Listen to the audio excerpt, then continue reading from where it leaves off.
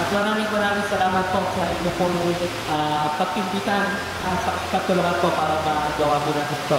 Kailangan po ba yung kabataan para po sa nation building? Kailangan po ba yung kabataan para po sa ating bansang Pilipinas?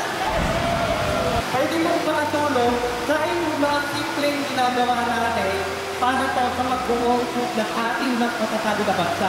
At narito po yung ating mga kabataan, yung generation of public servants. Hindi lang po tungkol sa magiging leader, future leader kayo ng YFC.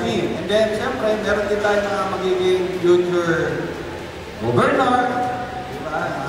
Future congressman. Before, part din po ako ng Youth for Christ. Nag-a-attend din po kami ng mga national conventions. We're very happy to be part of such a loving and very supportive community. We will identify our leader.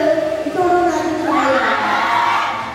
Maraming salamat po, at inalaw na kami maging parte nitong inyong activity. Sana sa mga susunod, meet namin kayo, makasama namin kayo sa iba't ibang konsultasyon at iba-ibang activities. Nakakatuwa po mga pagkakataon ito na tayo muling nagkasama-sama hanggang muling nagkatipon-tipon sa pangalan ng ating Panginoon. Kami po'y nagpapasalamat sa ating gobernador, Daniel Fernando, at si Vice Gov. Alex Castro. Salamat mga taga-National Youth Commission.